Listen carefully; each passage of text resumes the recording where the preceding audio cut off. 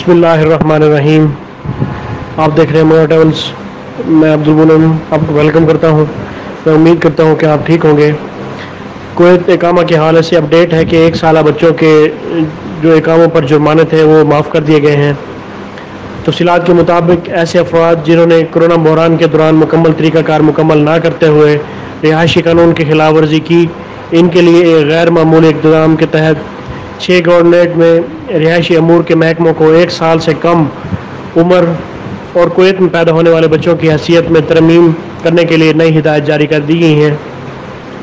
2 نومبر 2019 سے کویت میں پیدا ہونے والے بچوں کو رہائشی اقامے کے قانون کے آرٹیکل 6 کے مطابق ان کے لیے ڈیٹا بیس بنانے کا مقصد کے ساتھ جنرل ڈائریکٹریٹ انویسٹیگیشن کو بھی بھیج دیا گیا ہے، جس کے بعد ان کی حیثیت برقرار رہے گی۔ خلاف ورزی کی مدت کے دوران جرمانے کی ادائیگی کے بغیر ایسے بچوں کو ان کے والد سے منسلک رہائشی اقامہ دے کر ان میں ترمیم کر دی جائے گی۔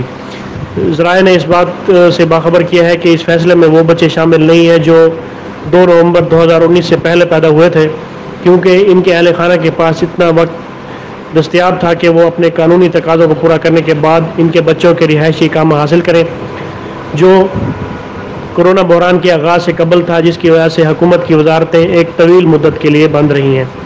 ذرائع نے یہ بات بھی واضح کی ہے کہ جو بچے اس فیصلے کی زد میں نہیں ہیں، ان بچوں کے کفیل کو نوزائیدہ حیثیت میں ترمیم کرنی چاہیے اور انہیں ملک میں جائز رہائش فراہم کرنے کے لیے ان پر جو عائد جرمانے ہیں وہ ادا کرنے چاہیے۔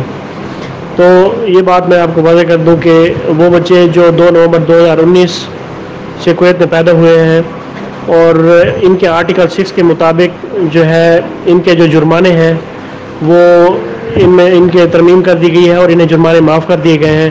اور اس کے بعد جو ابھی جو ریسنٹ تھا پوزیشن یا اس سے پہلے کی جو پوزیشن تھی اس میں کیونکہ ٹائم کافی تھا اور اس حوالے سے جن بچوں پہ جرمانے ہیں اقاموں کے حوالے سے وہ ان کو پے کرنا لازمی ہے۔ تو یہ اقامہ کے حوالے سے کویت کے لیے اپڈیٹ تھی جو آپ سے ڈسکس کرنی تھی۔ اس ویڈیو کو اپنے دوستوں میں شیئر کریں تاکہ وہ لوگ جو اس پرابلم میں ہیں جن کو فیس کر رہے ہیں اس پر ان تک یہ آگاہی پہنچ سکے۔